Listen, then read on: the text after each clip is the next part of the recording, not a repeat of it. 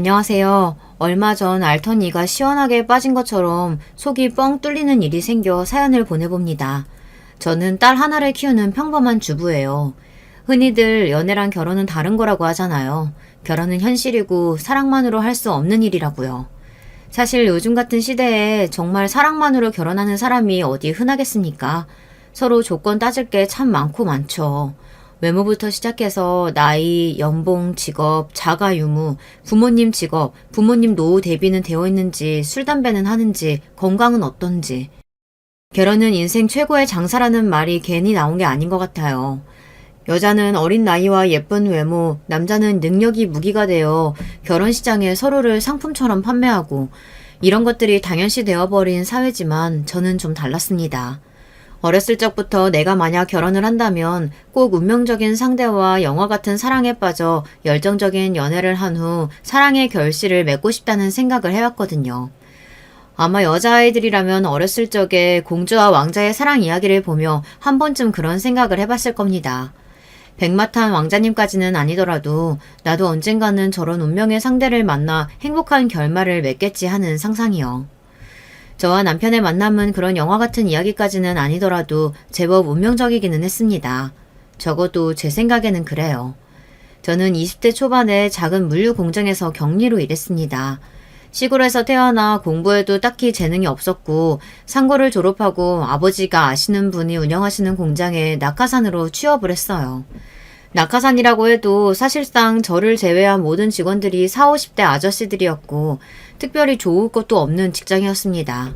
말이 격리지 잡다한 업무는 다 처리하는 비서직이었어요. 사무실 청소며 비품 관리는 당연한 일이었고 나름대로 바쁘긴 했지만 눈꽃 뜰 새 없을 정도는 아니었습니다. 일은 한 달 정도만 하면 누구나 적응할 수 있을 정도로 간단했고 물류공장 특성상 사무실에 앉아있는 사람은 저 혼자뿐이었어요. 가끔 사장님이나 기사분들이 들렀다 가시긴 했지만 서류 업무는 거의 저 혼자 처리한다고 해도 무방할 정도였습니다. 그러니 당연히 매일매일이 따분할 수밖에 없었어요.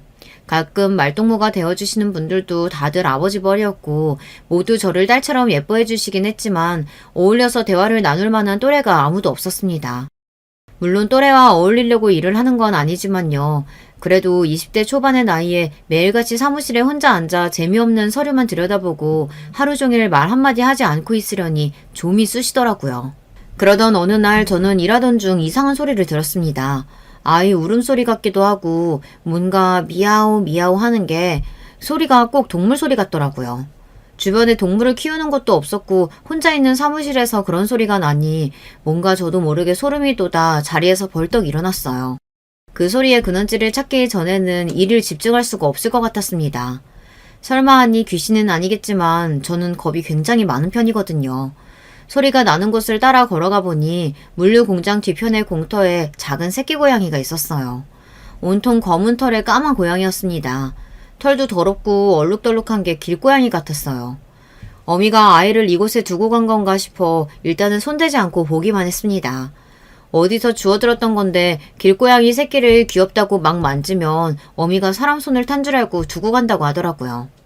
그렇지만 며칠이 지나도록 어미 고양이는 찾아오지 않았고 고양이가 울어대는 소리에 머리가 아플 지경이었습니다. 사장님이나 다른 기사님들도 다들 그 고양이에 대한 이야기를 한마디씩 꺼내셨습니다. 대부분 그냥 고양이도 아니고 온몸이 까만색 검은 고양이다 보니 부정탄다, 재수없다며 가져다 멀리 내다버리라는 말씀을 하셨어요. 옛날 어르신분들은 검은 고양이나 까마귀처럼 새까만 동물들이 불행을 가져온다는 미신을 믿으셨잖아요. 그렇지만 저는 도저히 그 작은 생명을 내다버릴 수가 없더라고요. 조금 심심하던 차이기도 했고요. 그렇게 저는 공장 뒷마당 공터에서 아기 고양이를 키우기 시작했습니다. 매일같이 밥도 챙겨주고 물도 챙겨주고 씻겨주다 보니 점점 정이 들더라고요. 이름은 네로로 지어주었어요. 아마 여러분들도 검은 고양이라고 하면 네로라는 이름이 먼저 생각나실 거예요. 유명한 노래가 있잖아요. 조금 뻔한 장명 센스였지만 그래도 저는 그 이름이 좋았습니다. 처음에는 무슨 검은 고양이를 키우냐며 질색하시던 기사님들도 시간이 지날수록 네로와 친해지게 되었어요. 하루 종일 혼자 사무실을 지키며 일하던 제게 네로는 아주 좋은 친구가 되었습니다. 매일 아침 출근길이 기다려질 정도였어요. 여름 감기는 개도 안 걸린다는데 저는 매 여름마다 지독한 감기를 앓고는 합니다. 그해 여름에도 마찬가지로 독한 감기에 걸렸었어요. 열이 너무 올라 눈앞이 흐려질 정도였는데 제 몸보다도 가장 걱정되었던 것이 내로였습니다. 공장 사람들이 내로를 예뻐해 주시기는 해도 밥이나 물은 전부 제가 도맡아 챙겨주고 있었거든요. 며칠 동안 끙끙 앓느라 공장에 출근도 하지 못했으니 그동안 쫄쫄 굶고 있을 내로가 너무 걱정되었어요. 그렇게 몸이 조금 괜찮아져 출근을 하자마자 내로부터 찾으러 갔습니다. 분명 며칠 동안 먹지 못해 쓰러져 있을 거라고 생각했는데 내로는 너무나 멀쩡해 보였어요. 공장 사람들에게 물어봤지만 그 누구도 밥을 따로 챙겨주지 않았다고 했습니다. 혼자서 길거리에 있는 벌레라도 잡아먹은 건가 싶었지만 네로는 어렸을 적부터 사람 손을 타서 그런지 밖에 나가노는 것보다는 사무실 안에서 낮잠을 자는 것을 더 좋아하는 아이였어요. 도대체 누가 네로의 밥을 챙겨줬나 싶어 일부러 그날도 밥을 챙기지 않았어요. 대신 하루 종일 뒤터를 힐끔힐끔 관찰하며 낯선 사람이 들어오나 경계심을 세우고 있었습니다. 그런데 점심시간쯤이 되자 건너편 건물에서 웬 젊은 남자가 나오더니 네로에게 참치캔 하나를 뜯어주는 겁니다. 물류 공장 뒤편에 있던 공터 반대편에는 카센터 창고가 있어요. 서로 어느 정도 거리도 있고 해서 지나다니면서 마주칠 정도는 아니라 한 번도 그 건물에 사람이 들락날락하는 것을 본 적이 없었습니다. 이때다 싶어 사무실에서 급하게 튀어나가 남자에게 말을 걸었어요. 남자는 몹시 놀라는 눈치였습니다. 아마 여러분께서도 대충 눈치채셨겠지만 그 남자가 지금의 남편이 맞습니다. 나름대로 운명적인 첫 만남 아닌가요? 남편은 카센터에서 일하는 직원이었어요. 오며 가며 흘핏 보기로는 카센터 직원들도 다들 수염이 덥수룩한 아저씨들이었는데 남편처럼 젊은 직원이 있는 줄은 몰랐습니다. 남편은 저와 같은 시골 출신이 아니라 서울 사람이었어요. 그런데 큰아버지 댁에 내려와 카센터 일을 돕고 있다고 했어요. 남편도 맞은편 물류공장에 저 같은 젊은 여자가 일하고 있는 줄은 전혀 몰랐다고 하더라고요. 저희 둘은 그 일대에서 유일한 20대였고 자연스럽게 친해질 수밖에 없었습니다. 네로가 저희 둘을 이어준 큐피트였던 셈이죠. 그 뒤로도 점심시간마다 네로 밥도 챙겨주고 공터에 앉아 대화를 나누기도 하고 일이 끝나면 근처 식당이나 카페에서 데이트 아닌 데이트를 하기도 하며 사이가 점점 가까워졌습니다. 남편은 조금 무뚝뚝하고 말수가 적었지만 고양이를 챙겨주는 걸 보니 마음씨는 굉장히 따뜻한 사람 같았어요. 옛말에 동물을 사랑하는 사람 중에 나쁜 사람은 없다고들 하잖아요. 물론 결혼하고 보니 어느 정도는 맞고 어느 정도는 틀린 말이었지만요. 어찌되었든 심심했던 공장 생활에 남편과 내로가 생기니 삶에 생기가 돌기 시작했습니다. 매일매일 출근길이 즐거웠고 남편도 저 덕분에 즐거워하는 눈치였어요. 저는 매사에 묻어난 남편과 다르게 가만히 있지 못하는 성격이거든요. 좋게 말하면 활발하고 나쁘게 말하면 정신이 없다고나 할까요? 잠시라도 둘 사이에 침묵이 있으면 어색함을 견디지 못해 먼저 말을 꺼내는 성격 있잖아요. 남편은 혼자서 북치고 장구치고 하는 제가 재미있어 보였던 모양입니다. 제 시덥잖은 농담에 그렇게 기계처럼 딱딱하던 사람이 웃어주는 모습이 참 좋았어요. 그 모습에 반해서 사귀게 되고 결혼까지 했는데 그 멋있던 사람이 지금은 다 어디로 갔는지 모르겠네요. 물론 외모만 보고 결혼한 건 아니지만 그래도 가끔은 젊은 시절 울퉁불퉁하던 남편의 팔근육이 그리워질 때가 있습니다. 결혼하고 저도 살이 많이 찌긴 했지만 남편은 거의 20kg가 넘게 쪄서 완전히 배불뚝이 아저씨가 다 됐거든요. 지금도 가끔씩 농담으로 완전 사기 결혼 아니냐고 말하곤 해요. 결혼 후에 남편은 제가 공장 일을 그만두고 남편과 함께 서울로 올라가길 바랬어요. 저는 그 말에 따르기로 했습니다. 공장 일이 어차피 제가 하고 싶어서 시작한 것이었다기보단 아까 말씀드렸듯이 특별히 할 일이 없어서 시작한 것이었고 예전부터 서울에서 살아보고 싶다는 마음이 있었거든요. 그렇게 저는 고향을 떠나 서울로 향했습니다. 시부모님을 처음 만나 뵙기 전 남편은 제게 집안 분위기에 대해 이야기를 해주었어요. 남편은 본인이 자란 집안은 몹시 가부장적이고 유교 문화가 강한 편이라고 했습니다. 특히 시아버지보다도 시어머니가 그런 면에서 아주 엄격하시다고 했어요. 어렸을 적부터 부엌에는 발도 못 들여놓게 하셨다면서요. 여자와 남자의 역할이 엄격하게 구분되어 있고 남자는 바깥일, 여자는 집안일 하며 남편을 내조하는 것이 가장 큰 도리라고 말씀하시는 분이었습니다. 남편이 어렸을 적에는 1년에 제사를 10대 번 지냈었는데 지금은 명절 차례 2번, 돌아가신 시할아버님 기제사 1번, 이렇게 총 3번의 제사를 한다고 했어요. 남편은 장남이었고 남편 밑으로 남동생 1명, 여동생 1명이 있었는데 남편이 말하길 본인이 생각해도 여동생이 많이 차별받고 컸다고 하더라고요. 어렸을 적부터 지독한 차별과 시어머니의 남아 선호 사상에 지쳐 견디다 못해 성인이 되자마자 집을 나가 가족들과 인연을 끊고 산다고 했습니다. 도대체 어느 정도길래 가족들과 인연을 끊기까지 할 정도인지 궁금했어요. 이야기만 들어도 집안 분위기가 굉장히 딱딱해 보였고 잔뜩 긴장해 땀으로 손바닥이 축축히 젖을 정도였습니다. 적어도 연애를 하는 동안 제가 느낀 남편은 그렇게 가부장적이거나 성차별적인 생각을 하는 사람은 아니었는데 도대체 시어머니는 어떤 분이실까 하는 생각이 들었습니다. 저는 3남매 중에 장녀로 태어났고 위로 오빠 1명, 아래로 여동생 1명이 있었습니다. 저희 부모님께서는 저와 동생 그리고 오빠를 전혀 차별하지 않고 키우셨어요. 오빠가 아들이라고 해서 뭔가 특혜를 더 받거나 챙겨주시는 경우가 없었고 오히려 오빠에게는 항상 마진이 네가 양보해야지, 동생들을 잘 돌봐야지 하며 엄하게 구셨습니다. 어머니 세대면 몰라도 저희 세대에 남자라고 더 챙겨주고 여자라고 홀대받는 집안이라니 그런 건 정말 다 옛날 이야기라고만 생각했는데 남편의 이야기를 듣고 많이 놀랐어요. 솔직히 말하자면 그때 정신을 차리고 파혼을 선언했어야 했나 싶기도 합니다. 그때 남편을 따라 서울에 올라왔지만 않았어도 시골에서 적당한 사람 만나 이런 고생하지 않고 잘 살 수 있었을지도 모르겠어요. 하지만 과거로 돌아가고 싶지는 않습니다. 지금 저에게는 너무나 소중하고 천사 같은 딸이 있으니까요. 어찌되었든 저는 운명적인 사랑을 믿는 여자였고 당시만 해도 남편이 그런 운명의 상대라고 생각했어요.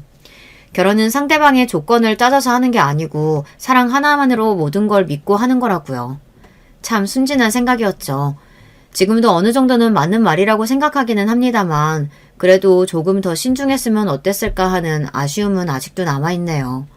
남편이 이 이야기를 들으면 섭섭할지도 모르겠지만요. 그래도 오죽했으면 자식이 부모와 연을 끊고 도망갈 정도였겠습니까. 나중에서야 이야기를 다 전해 들었지만 시어머니께서 아가씨에게 했던 짓은 정말 혀를 내두를 정도였어요. 시부모님은 남편에게 전해 들은 대로 정말 유교적이고 고지식하신 분들이었습니다. 처음 인사를 드리러 가니 무슨 여자가 인사 오는데 옷을 그렇게 입고 오느냐, 제대로 된 선물 하나 안 사오느냐고 바로 제 행동을 지적하셨어요.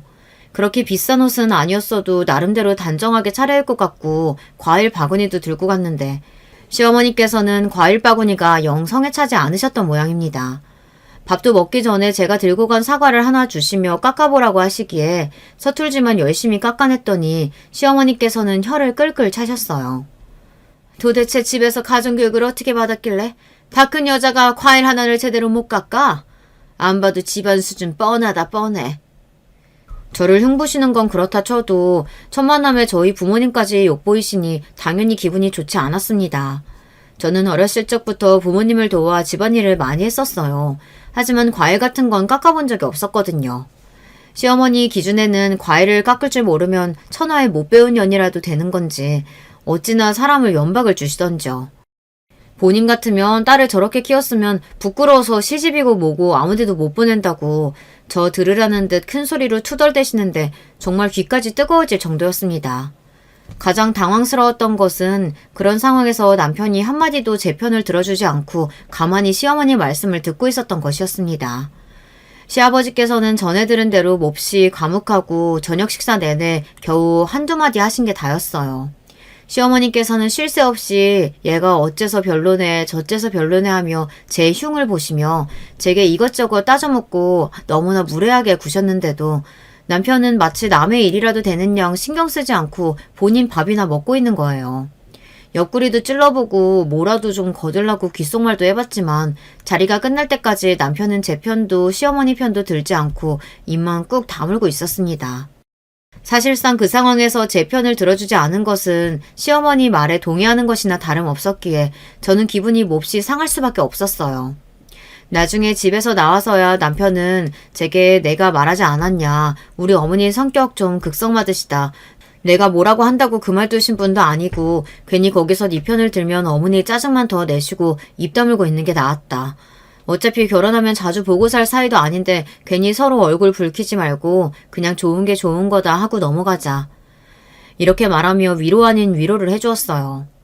그때는 남편 말도 어느 정도 일리가 있다고 생각했고 저만 조금 참으면 다 끝날 일이라고 생각했습니다. 결혼 준비를 하면서도 시어머니께서는 본인이 결혼하기라도 하시는 듯 하나부터 열까지 전부 다 참견을 하셨어요. 그 소식을 들은 부모님께서는 참 극성맞은 사람이라며 이해가 안 된다고 고개를 저으셨습니다.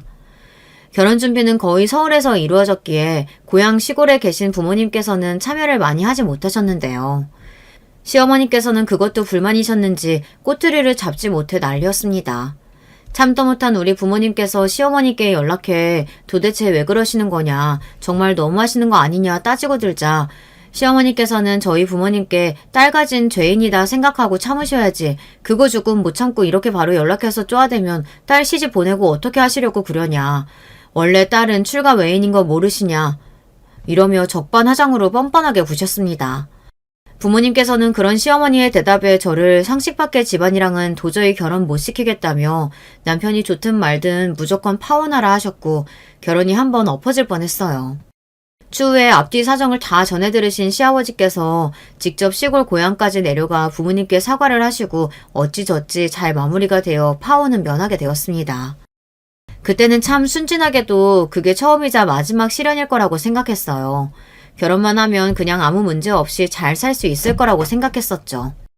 남편 말대로 결혼은 당사자끼리 하는 거니 결혼 후에는 시어머니와 마주칠 일이 별로 없을 거라고 생각했거든요. 그래서 마냥 행복했습니다. 가진 것도 없고 모아둔 것도 없었지만 진정으로 운명의 짝을 만나서 행복한 결말을 맞을 일만 남았다고 생각했어요. 하지만 진정한 시련은 결혼을 하고 나서부터 본격적으로 시작되었습니다.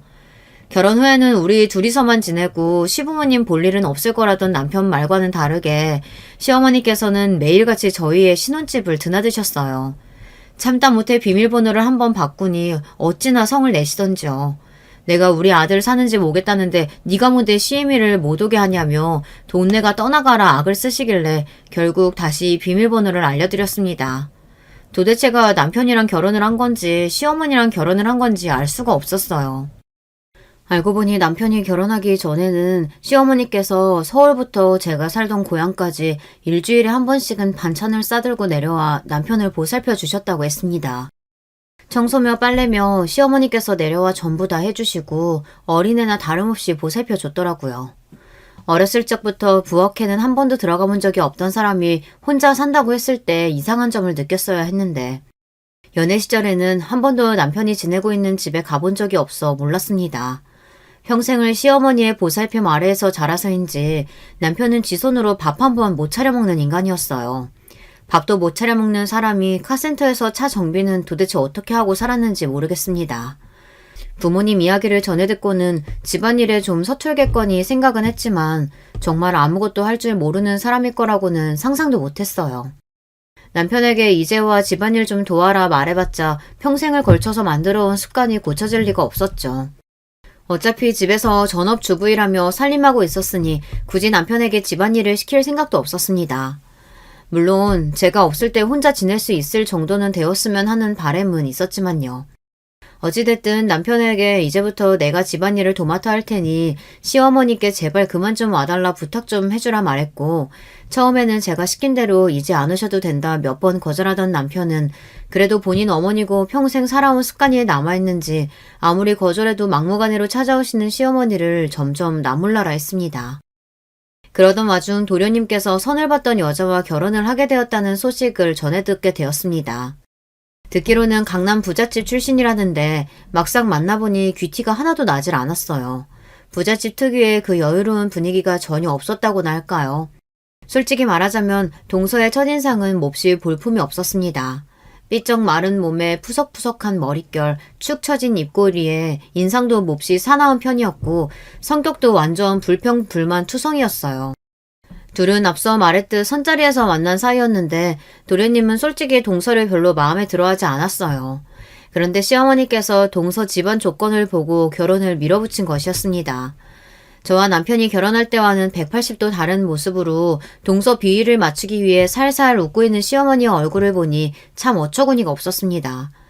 저와 제 부모님께는 딸은 출가 외인이니 뭐니 난리를 떨며 그렇게 진상을 부렸으면서 돈 많은 집안딸 동서한테 하는 행동을 보니 딸이고 아들이고 사실은 그냥 돈 있고 없고의 차이라고밖에 안 느껴지더라고요. 당연히 결혼 후에도 시어머니께서는 항상 동서를 싸고 도셨습니다.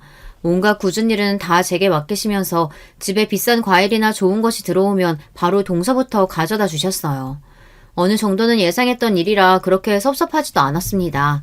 동서가 그렇게 좋으면 제발 우리 집에 찾아오지 말고 동서 집이나 다니지라는 생각뿐이었어요. 사실 전해 듣기로는 시어머니께서 동서네 집에도 결혼 후에 몇 번 찾아가셨다고 하더라고요.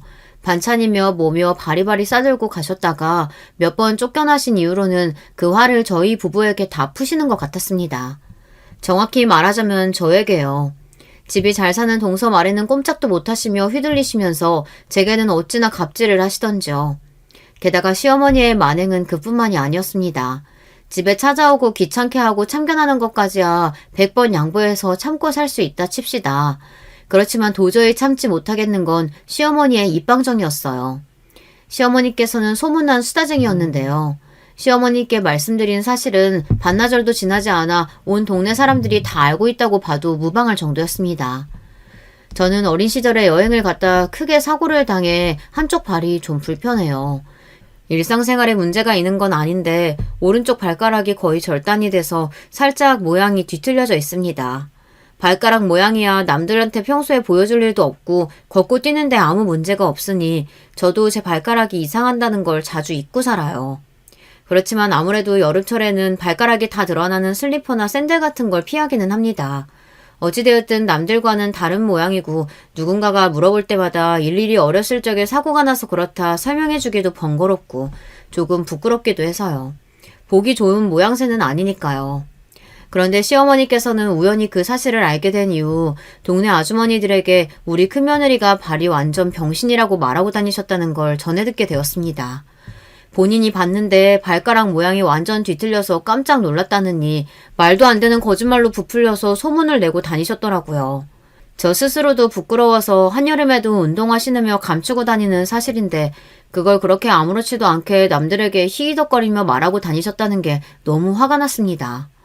게다가 일상생활에 아무런 문제도 없는데 저를 완전 저른바리처럼 묘사하고 다니셔서 시댁 옆집에 사시는 아주머니께서는 제가 장애를 가진 사람이라고 생각하셨대요. 저를 처음 만나보시고는 멀쩡하다며 놀라시더라고요. 시어머니께 도대체 왜 그렇게 말씀을 하고 다니시는 거냐, 불쾌하니 그만해주셨으면 좋겠다 말씀드리니 그게 뭐가 그렇게 불편해서 난리를 치는 거냐며 내가 없는 말 지어낸 것도 아니고 적반하장으로 화를 내셨습니다.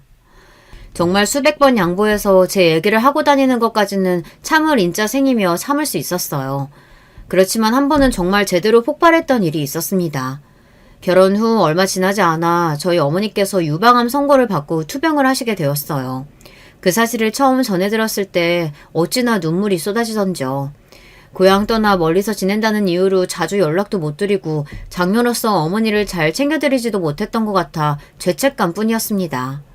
남편에게 사정을 이야기하고 허락을 받아 한 달에 일주일 정도 고향에 내려가 어머니를 간병하기로 했어요. 어머니께서는 날이 갈수록 수척해졌지만 그래도 항암이 효과가 좋아 큰 문제 없이 수술을 진행하게 되었습니다.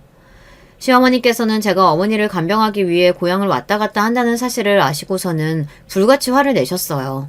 딸은 출가 외인이라고 몇 번을 말해야 알겠냐. 집에 밥 챙겨주고 빨래해주고 청소할 사람이 있어야지 하루 이틀도 아니고 일주일씩이나 집을 비우는 게 말이 되냐. 겨우 이런 식으로 내조하려고 나보고 집 드나들지 말라고 그렇게 큰 소리를 뻥뻥 친 거냐면서요. 저는 그런 시어머니께 그럼 어머니가 다 죽어가시는데 집에서 남편 밥이나 차리면서 나 몰라라 하라는 거냐. 저는 도저히 그렇게는 못하겠다. 남편도 허락해준 걸 왜 시어머니께서 나서서 뭐라고 하시냐 따지고 들었고 시어머니께서는 얘가 어디서 윗사람에게 눈 똑바로 치켜뜨고 대드는 거냐며 기가 막혀 하셨습니다. 아무리 그래도 결혼을 했으면 남편을 먼저 돌봐야지 우리 아들 밥도 제대로 못 먹고 다니겠다며 안쓰러워 하시는데 남의 부모 암 걸린 건 아무렇지도 않고 본인 자식 꼴랑 일주일 동안 제 손으로 밥 차려 먹는 건 그렇게 안타깝다니 다시 생각해도 참 어이가 없네요. 어머니께서는 유방 절제술을 받으셨고 천만다행으로 그 후 몸이 잘 회복되어 지금은 완치된 상태로 잘 지내고 계십니다. 보통 유방암 환자들은 유방 절제술을 받은 후 모양을 재건하는 성형수술을 받아요.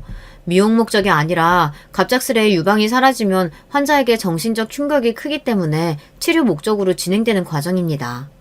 어머니께서도 수술을 받으셨고 시어머니께서는 그 사실을 전해 들으시고는 동네 아주머니들께 또 질낮은 소리를 하고 다니셨어요. 사돈 여자가 유방암에 걸려서 수술을 했는데 새가슴이 생겨서 너무 부럽다면서요. 남편이 좋아하는 거 아닌가 몰라 하시며 깔깔 웃으시는데 정말 너무 화가 났습니다. 아무리 입이 싸도 그렇지 어떻게 생사를 오가는 수술을 하시고 겨우 회복하신 남의 어머니를 그렇게 사람들 앞에서 웃음거리로 만들 수 있나요? 그날은 결혼하고 처음으로 너무 화가 나서 어머니께 소리를 바락바락 지른 날이었습니다. 다시는 제 어머니 이야기 입 밖으로 꺼내지도 마시라. 한 번만 더 이런 일 생기면 시어머니고 뭐고 진짜 안 참겠다. 미친 사람처럼 소리를 지르니 그날 이후로 그 얘기는 일절 꺼내시지 않더라고요. 그러던 어느 날이었습니다. 갑작스레 시댁에서 연락이 왔는데 저녁에 밥을 먹으러 오라고 하셨어요. 아무 날도 아닌데 갑자기 웬 식사인가 싶었는데 알고 보니 집 나가서 연락 안 하고 산다던 아가씨가 돌아왔다고 했습니다. 엄밀히 말하자면 돌아온 건 아니고 우연한 기회로 연락이 닿았다고 했어요. 세상 참 좁다지만 이런 인연이 다 있구나 싶었습니다. 글쎄 동서와 아가씨가 같은 직장에서 일하던 동료였던 겁니다. 동서를 데리러 갔던 도련님이 회사의 로비에서 우연히 아가씨와 마주쳐서 이런 식사 자리가 마련된 것이었어요. 이야기로만 전해 듣던 아가씨는 생각보다 더 집안 사람들과 사이가 좋지 않아 보였어요. 넌 오랜만에 와서 인사한다는 애가 표정이 그게 뭐니? 여자애가 그래서 어디 시집이나 제대로 가겠어? 시어머니께서는 쉴 새 없이 아가씨에게 잔소리를 쏟아내셨고 아가씨의 표정은 점점 더 어두워져 갔어요. 결국 밥을 몇 숟갈 뜨던 아가씨는 쾅소리 나게 수저를 내려놓고 한숨을 내쉬었습니다. 내가 이럴 줄 알고 안 오려고 했어. 오빠가 하도 오라고 난리여서 왔는데 엄마는 어떻게 이렇게 변한 게 하나도 없어? 아니, 변할 리가 없지. 내가 괜한 기대를 했나 보다. 그냥 딸 없는 셈 치고 앞으로도 이렇게 살자 우리. 다시는 연락하지 마. 그렇게 아가씨는 자리를 박차고 일어나 나가버렸고 자리는 엉망이 되었어요. 아가씨는 동서와 같이 평범한 회사에서 일하고 있었지만 사실 줄곧 그림을 그리고 싶어 했다고 해요.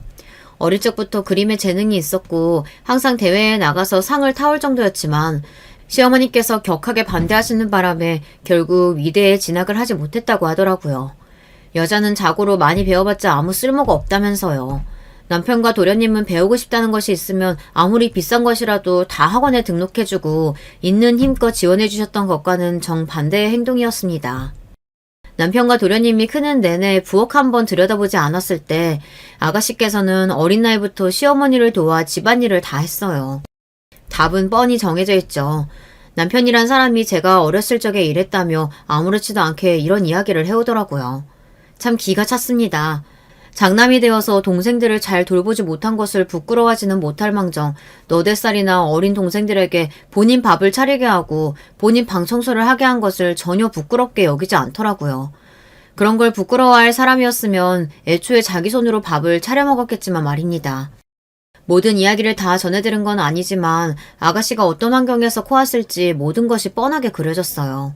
매사에 오빠들에게 뒤처져 집안에서는 항상 뒷전, 그러면서 굳은 일은 전부 다 본인 차지. 지금에 와서 제가 이 집안에서 맡고 있는 역할과 크게 다를 바가 없었습니다. 저라도 그런 환경에서는 도저히 견디지 못했을 것 같아요. 아무리 부모 자식 간의 인연은 쉽게 끊어지지 않는다지만 아가씨라고 그 어린 나이에 부모 품을 떠나는 게 쉬운 일은 아니었겠죠. 그 긴 세월 동안 얼마나 가슴에 맺힌 한이 많았으면 그렇게 인연을 끊어버렸겠어요. 낳아주고 길러줬다고 다가 아니지 않습니까? 다들 본인도 모르게 어렸을 적에 받은 상처를 평생 안고 살아가는 법인데 저는 아가씨의 심정이 충분히 이해가 됐습니다. 그 뒤로도 정말 서러운 일들이 많았지만 지금 가장 생각나는 건 제가 임신했을 때예요. 입덧 안 하고 지나가는 사람들도 있다지만 저는 정말 입덧이 심했어요. 음식 냄새만 맡아도 구역질이 올라올 정도였으니까요. 그런 제게 남편은 매일같이 아침을 차려주기를 요구했어요. 그때만큼은 정말 남편이 왜 남의 편인지 알겠더라고요. 본인 아이를 뱃속에 품은 여자가 음식 냄새도 못 맡아 힘들어하는데 어떻게 해서든지 아침만은 꼭 처먹어야겠는지. 그렇다고 시어머니를 불러 아침을 차려달라 할 수도 없으니 구역질을 참아가며 아침을 차려주긴 했습니다. 그런 제게 남편은 입덧이 그렇게 심하냐, 남들도 다 아는 임신인데 왜 너만 그렇게 증상이 심하냐, 속 편한 소리나 해대고 있고 정말 다시 생각해도 열불이 차오르네요. 예쁜 딸이 태어난 후로 그래도 일상에 조금이나마 행복이 찾아왔습니다. 아이가 방긋방긋 웃는 얼굴만 봐도 힘이 났어요. 남편은 당연히 산후조리고 뭐고 아는 게 아무것도 없었고 아이를 낳고도 평소처럼 제가 집안일을 하기를 바랬습니다. 연애할 때는 그저 조금 무뚝뚝하고 무신경하다고 생각했던 것이 결혼하고 좀 살아보고 나니 정말 최악이더라고요. 한번 대판 싸우고 난 뒤로 그나마 조금 육아를 도와주기는 했습니다만 사실상 육아며 집안일이며 전부 제 차지였어요. 아이는 너무 예뻤지만 몸은 많이 고됐습니다. 그러던 중 기제사 날이 돌아왔어요. 결혼한 후부터 명절이며 시할아버님 기제사까지 1년에 3번씩 꼬박꼬박 제사를 했고 그때마다 시댁에 가면 시어머니는 몸이 안 좋으시다며 하는 둥 마는 둥 동서는 바쁘다며 저녁쯤에 시댁을 찾아왔기에 사실상 거의 다 제 몫이었습니다. 그렇지만 이번 제사는 도저히 저 혼자서 할 수 없을 것 같았어요. 아이를 낳은 지 100일도 채 지내지 않았고 몸도 멀쩡하지 않은데 아이 돌보랴 제사 음식하랴 생각만 해도 끔찍했습니다. 어머님, 다름이 아니라 이번 제사 말인데요. 아시다시피 제가 애 낳은 지 얼마 안 됐잖아요. 몸 상태도 아직 안 돌아왔고 좀 쉬고 싶어서요. 뭐야? 나 때는 애 낳고 바로 밭 나가서 일하고 그랬어. 이게 어디서 엄살이야, 엄살은? 시어머니의 반응은 정확히 예상대로였습니다. 더 이상 상대할 힘도 없어 바로 동서에게 전화를 했어요. 동서, 잘 지내? 다름이 아니고 이번 제사는 좀 일찍 와서 같이 준비했으면 해서. 동서도 알다시피 내가 애 낳은 지 얼마 안 됐잖아. 몸이 예전 같지가 않네. 네? 저보고 제사 음식을 하라고요? 참나 어이가 없어서. 그냥 아줌마 쓰면 되잖아요. 아, 돈 없으시지? 제가 돈 내드릴 테니까 아줌마 불러서 하세요. 동서는 그렇게 전화를 끊어버렸고 참 기가 찼어요. 아무리 집 잘 산다고 한들 이건 너무 예의가 없는 거 아닌가 싶었습니다. 그래도 좋게 좋게 참고 어떻게든 제사에 참여해보려고 했는데 도저히 참을 수 없는 수준이었어요. 결국 저는 시아버지께 전화를 드렸습니다. 시아버지께서는 원체 무뚝뚝하시고 여자들 일에는 관심이 없으셔서 결혼하고 몇 년 동안 전화를 드려본 적이 손에 꼽을 정도였어요. 그런 시아버지께 이번 제사는 도저히 참여 못하겠다. 몸이 너무 안 좋다. 힘들다. 그동안의 일들을 쏟아내듯 모두 말씀드리니 가만히 듣고 계시던 시아버지께서는 알겠다며 이번 제사는 오지 말고 집에서 쉬라고 하셨습니다. 제가 집에서 쉬면 제사는 어떻게 되는 거지 조금 걱정이 되긴 했지만 그렇다고 제사에 갈 마음은 전혀 없어서 결국 남편만 보내게 되었어요. 그 와중에 남편은 저는 집에서 쉬는데 본인은 왜 제사에 가야 하냐며 투덜거렸는데 당신네 조상님이지 우리 집 조상님이냐 당연히 가야 하는 거 아니냐 짜증을 내니 그제서야 엉덩이를 떼더라고요. 그렇게 남편을 보내고 딸아이와 간만에 둘이서 평화로운 시간을 보내고 있는데 전화기에 불이 나게 연락이 오기 시작했어요. 신경이 쓰이긴 했지만 받지는 않았습니다. 그렇게 한숨 낮잠을 자고 일어나니 저녁이 다 되어서야 남편이 돌아왔고 완전히 녹초가 되어 있더라고요. 무슨 일 있냐고 물어봤더니 남편은 말도 말라며 제사에서 있었던 일들을 이야기해 주었는데요. 정말 믿기지 않는 이야기였습니다. 남편이 시댁에 도착하니 시어머니께서는 왜 혼자 왔냐며 설마 진짜 같이 안 온 거냐 물어오셨다고 합니다. 그때 시아버지께서 본인이 쉬라고 하셨다. 애 낳은 지 얼마 되지도 않았고 몸도 안 좋다고 해서 그러라고 했다 말씀해 주셨고 시어머니께서는 불만이 가득한 얼굴이었지만 시아버지가 그렇게 하라고 하셨다니 한마디 말도 못하고 뒤로 저에게 전화만 불이 나게 하셨던 것이었어요. 그럼 이 많은 제사 음식은 누가 다 해요? 나 손목도 아프고 허리도 아파서 오래 앉아있지도 못하는데. 작은 애네 불러서 같이 하면 되잖아. 그동안 작은 애가 제사 와서 한 게 뭐가 있어? 걔네 바쁜 거 몰라요? 매번 저녁 시간 다 돼서 오잖아. 오늘도 그러겠다고 할 게 뻔한데. 아휴, 내 팔자야. 시어머니께서는 투덜투덜대며 혼자서 제사 준비를 시작하셨고 아무래도 혼자 하기는 무리라고 생각하셨는지 결국 동서에게 전화를 하셨다고 해요. 예, 네 형님이 오늘 몸이 안 좋아서 제사에 못 온단다. 지금 네가 와가지고 나랑 같이 제사 음식 좀 해야겠다. 네? 아니 제가 분명 돈 주겠다고 아줌마 쓰라고 했는데 아줌마 안 부르셨어요? 제사 음식은 정성으로 하는 건데 무슨 아줌마는 아줌마야. 잔말 말고 지금 당장 와라. 저 지금 못 가요. 바빠요. 그럼 저녁에 갈 때 음식 좀 사갈게요. 됐죠? 아니, 얘가 지금 장난하는 것도 아니고 내가 너 좀 이뻐했다고 이렇게까지 경우 없이 굴어도 되는 거니?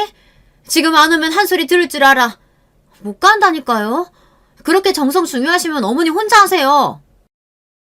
그렇게 동서는 전화를 끊어버렸고 시어머니께서는 몹시 역정을 내셨다고 해요. 한참을 고민하시던 어머니께서는 누군가에게 연락을 거셨는데 바로 아가씨였습니다. 당연히 아가씨는 처음엔 전화를 받지 않았지만 시어머니께서 하도 끈질기게 전화를 거니 결국 통화가 되었다고 하는데요. 시어머니께서는 오늘이 네 할아버지 제사인데 너 이런 식으로 조상님 무시하고 그러면 천벌 받는다.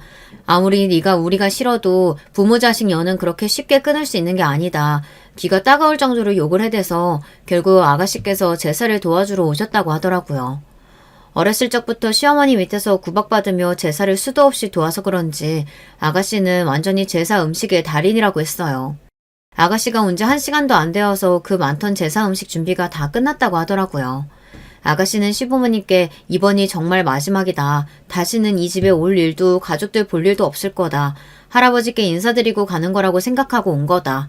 자식으로서 도리는 이걸로 다 했다고 생각한다. 딱 잘라 말했고 그렇게 말하는 아가씨의 태도가 너무 단호해서 시어머니께서도 별 말을 더 붙이지 못하셨다고 했어요. 제사가 끝나고 나서야 시댁에 찾아온 동서는 아가씨를 보고 좀 놀란 눈치였대요. 그렇지만 아가씨가 별말 안 하고 아는 척도 안 하니 안심하고 평소처럼 떠들어대기 시작했다고 하더라고요. 아니, 제사 음식 사는 게 뭐가 어때서 그렇다고 그렇게 유난이세요? 요즘 세상에 하나부터 열까지 직접 하는 집 별로 없어요. 돈이 그렇게 아까우세요? 제가 돈 드린다고 했잖아요. 하도 돈 말끝마다 돈 자랑을 해대니 결국 듣다 못한 아가씨가 소리를 빽 질렀다고 했어요. 여기서부터가 정말 놀랄 노자예요.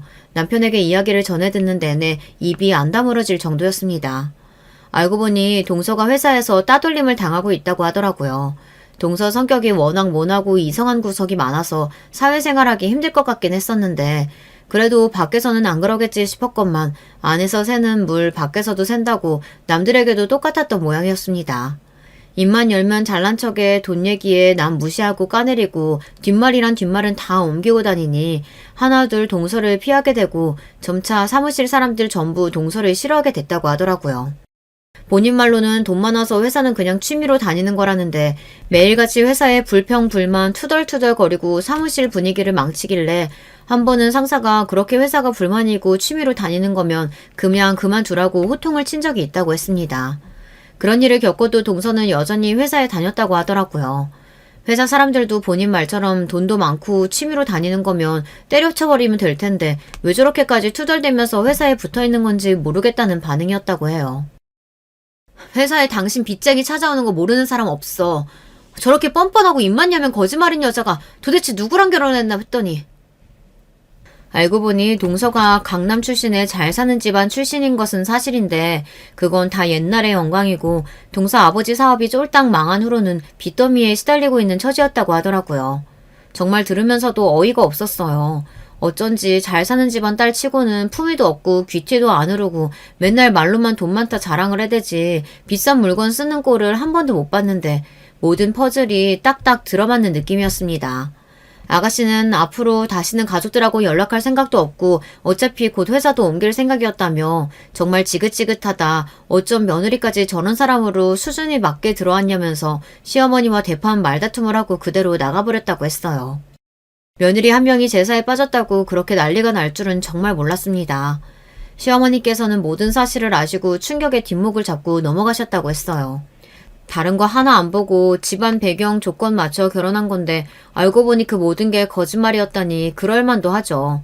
이건 사기 결혼이다. 이혼을 한 해 만에 제사상 앞에서 난리를 치는 통에 결국 시아버지께서 다들 조용히 하고 집으로 돌아가라 호통을 쳐서 자리가 마무리되었다고 하더라고요. 아무래도 제 잘못은 없긴 하지만 다 제가 제사에 안 가서 일어난 일이니 그래도 좀 신경이 쓰이기는 했어요. 동서한테 연락이라도 해봐야 하나 하던 차에 호랑이도 제 말하면 온다고 딱 동서에게 전화가 왔습니다. 이거 다 당신이 계획한 거지? 그 여자도 당신이 부르라고 한 거 아니야? 제사 음식 좀 하는 게 뭐가 그렇게 힘들다고 이 난리 사단을 만들어. 책임져. 너 때문에 이혼당하게 생겼으니까 책임지라고. 조금이나마 남아있던 미안한 마음이 쏙 들어가는 순간이었어요. 울컥하는 마음에 저도 더 이상은 참지 않고 그동안 쌓아왔던 말들을 쏟아냈어요. 이게 어디서 반말이야. 너 그동안 그렇게 잘난 척 다 하더니 사실은 쫄딱 망한 집안이라면서. 내가 이런 말까지 안 하려고 했는데 보통 사람이 돈이 있으면 주변에 똥파리라도 꼬이기 마련이야. 근데 네 주변에는 아무도 없는 거 보면 모르겠니? 네 인성이 얼마나 파탄났으면 회사에서까지 따돌림을 당하겠어. 남들 욕하기 전에 본인부터 돌아봐. 돈 많은 게 다가 아니야. 아니지, 이제는 너 돈도 없구나. 그동안 돈 많다고 너 싸고 들던 어머니가 뒷목 잡고 넘어가는 꼴 보니 기분이 어떻지? 너 그 거짓말만 아니면 아무것도 아닌 인간이잖아. 없다가도 생기고 있다가도 없어지는 게 돈이야. 누구보다도 네가 더 잘 알잖아. 이번 기회에 그 썩어빠진 인간성 좀 굳혀. 할 말을 다 쏟아내니 속이 정말 시원했습니다. 그렇게 전화를 끊어버리니 당연히 바로 전화가 불이 나게 왔고 받을 생각은 전혀 없었어요. 동서뿐만 아니라 시어머니에게도 계속 연락이 왔고 역시나 받자마자 너네 집에서 가정교육 그렇게 받았냐, 세상에 제사에 안 오는 며느리가 어디 있냐 험한 말을 쏟아내시더라고요. 평소 같으면 그냥 가만히 다 듣고 있었겠지만 더 이상 저도 다 참아주고 살 생각이 없었습니다. 어머니 자꾸 가정교육 운운하시면서 저희 부모님 욕하시는데 그러는 어머니도 남편 가정교육 잘못시켰다. 이 나이 먹도록 지 손으로 밥 하나 제대로 못 차려 먹는 게 말이나 되냐. 어머니 말대로 저 가정교육 못 받고 못 배워먹은 년이니 앞으로 제 마음대로 살겠다. 참견하시지 말라. 그렇게 할 말을 다 쏟아내고 전화를 끊어버렸습니다. 그리고 앞으로 도저히 전처럼은 못 살겠다는 생각이 들어 남편에게 선언했어요. 시어머니 우리 집 그만 오시라고 하고 앞으로 제사 때도 혼자서는 요리 못한다. 당신도 나이 그만큼 먹었으면 밥 정도는 혼자 차려 먹을 줄 알고 기본적인 집안일은 해야지. 나랑 어머니 없으면 혼자 할 줄 아는 게 도대체 뭐가 있냐. 앞으로는 당신 하녀처럼 하나부터 열까지 다 안 해주겠다 말하니 남편은 발끈하더라고요. 본인도 하면 잘한다. 당신 마음대로 해라. 누가 들으면 당신이 엄청 큰일 하고 있는 줄 알겠다면서요. 그런 남편을 보며 콧방귀를 뀌었습니다. 지금은 자존심이 상해서 큰 소리를 치지만 며칠 뒤면 제 앞에서 잘못했다 빌게 될 거라고 생각했어요. 남편이 제게 항복을 선언할 때까지 저는 밥도 차려주지 않고 빨래며 집안일도 하나도 해주지 않았습니다. 딱 저와 딸아이가 먹을 밥만 차리고 빨래도 마찬가지였어요. 그렇게 없는 사람 취급하며 며칠 지내니 혼자서 할 줄 아는 게 아무것도 없던 남편은 곤란해하는 게 딱 눈에 보이더라고요. 얼마 뒤면 잘못했다고 빌겠구나 싶었는데 갑자기 시어머니께서 저희 집에 찾아오셨어요. 무턱대고 비밀번호를 열고 들어오려고 하시길래 안에서 이중으로 문을 잠갔습니다. 시어머니께서는 문을 두드리면서 문 열라고 난리였고 저는 절대 열어드릴 생각 없다. 경찰 부르겠다 큰 소리를 쳤어요. 결국 시어머니께서는 저희 집에 한 발자국도 들어오지 못하시고 돌아가셨고 역시나 남편이 시어머니께 SOS를 친 거였더라고요. 며칠째 밥도 제대로 못 먹고 있다는 남편의 연락을 받은 시어머니께서는 불이 나게 반찬을 해서 저희 집으로 달려오셨던 것입니다. 소식을 듣고 어떻게 어머니를 문 앞에서 쫓아낼 수 있냐며 펄쩍 뛰는 남편에게 앞으로도 연락 없이 찾아오시면 절대 문 열어드릴 생각 없다. 예전처럼 다 참아주고 이해해주고 살지 않겠다 말하니 남편은 결국 뱃기를 들었습니다. 진작부터 이렇게 했어야 하는 일인데 제가 너무 미련한 부인이었던 것 같아요. 앞으로 명절이며 제사며 가서 딱 제가 할 만큼만 하고 지금처럼 바보같이 다 참아주고 살지는 않을 겁니다. 동선에는 결국 이혼을 하기로 했다더라고요. 솔직히 말해서 사기 결혼이나 다름없긴 하지만 조건만 보고 결혼한 도련님이나 결혼을 강요한 시어머니도 잘한 게 없다고 생각합니다. 요즘 시대에 사랑으로 결혼하는 사람이 어딨냐 하지만 서로 조건만 보고 결혼하는 행태가 그리 바람직하지는 않잖아요. 저부터가 조건보다는 사랑으로 결혼한 사람이기도 하고요. 물론 결과가 썩 성공적이지는 않은 것 같긴 합니다만. 어찌됐든 미우나 고우나 제 남편인데 앞으로도 지지고 볶고 잘 살아봐야죠. 결혼 생활 동안 정말 혼자서 마음고생 몸고생 많이 했었는데 이제서야 뭔가 속이 뻥 뚫린 기분이에요. 진작부터 할 말 다 하고 살 걸 내가 뭐가 부족하다고 그렇게 매사에 내내거리면서 고개 숙이고 살았던 건지 모르겠습니다. 물론 앞으로도 남편이 속을 썩이기도 하고 시댁과도 갈등이 생길 수 있겠지만 저 스스로의 마음가짐이 이전과는 완전히 달라졌으니까요. 앞으로 자라날 제 딸아이를 위해서라도 매사에 조금 더 현명하게 대처할 수 있는 엄마이자 부인 그리고 며느리가 되고자 합니다. 여기까지 제 긴 사연 들어주셔서 감사합니다. 다들 좋은 하루 되시길 바랄게요. 안녕하세요. 어느 때부턴가 유튜브에서 이런 사연 채널을 찾아 들으시는 분들이 많더라고요. 저희 엄마를 비롯해서 비슷한 연령대 분들이 꽤 들으시던데 저도 몇 번 들어봤어요. 그러다가 사연을 어쩌다가 보낼 생각을 했는진 모르겠지만 어쨌든 이렇게 적어보내는 게 뭔가 재밌네요. 바쁜 일상을 쪼개고 쪼개어 며칠 걸려 쓴 내용이긴 하지만 알아서 각색 잘 해주시리라 믿어봅니다. 덤덤하게 시작은 했지만 사실 그간의 제 인생은 정말 사연이라는 표현에 딱 맞아떨어지는 엄청난 날들이었어요. 하지만 이게 말이에요. 잠깐이라도 자기 자신에 동정하게 된다면 그 흐름이 엄청 무서운 것 같아요. 파도 물살 타듯 빨려 들어가서 자꾸 자기를 동정하고 불쌍하다고 생각하게 되거든요. 그것만큼 비참한 게 없고 그 늪에 빠지면 다시 나오기 힘들기 때문에 정신 똑바로 차려야 한답니다. 제 경우엔 정말 매번 냉수마차를 맨정신에 맨살에 부대 끼듯 아주 모질게 해대는 사람이 있었거든요. 지금도 마치 어제 일처럼 새롭게 증오심이 끌어오르게 만드는 사람이지만 웬만하면 털어내고 싶어요. 그 사람은 다름 아닌 제 시어머니 김순자 씨예요. 비록 가명이지만 이렇게 이름으로 표현하고 싶은 이유는 정말이지 도저히 어머니라는 명칭조차 붙이고 싶지 않은 사람이기 때문에 인간이 어쩜 저렇게 악랄하고 못됐을까 싶어요. 왜 그렇게 집에 돈이 없대냐? 아니, 돈 1, 2천도 없는 집이 어디 있어? 아무리 우리 정민이가 장가를 가긴 해야 한다만 어째 그렇게들 살았대? 엄마 뭐 하시냐? 아버지는? 이때 저는 좀 말하기 껄끄러웠던 게 연애할 때도 저를 싫어하시는 게 티가 났지만 결혼 앞두고 정말 너무 노골적으로 불만을 나타내시는 거예요. 남편이 그나마 막아준답시고 뭐라 말을 하긴 했어요. 엄마, 내가 유진이 아버님 일찍 하늘나라 가셨다고 미리 말씀드렸잖아요. 그걸 왜 물어봐요 진짜. 사람이 눈치가 없어 정말. 이땐 말이에요. 참 슬픈 얘기지만 그나마 남편이 저를 참 좋아했던 때인가 봐요. 결혼하고 싶어서 애가 탈 때니까 이렇게 편을 들었었나 싶더라고요. 하여간 어머니 앞에서 저를 감싸면서 그게 더 어머니에게 미움을 사는 일인지도 모르고 미련하게 편을 들었더랬죠. 어머니는 그때 일단 아들 앞에서 참는 듯 했지만 결혼 후에는 정말 끝도 없이 뭐라고 하시더군요.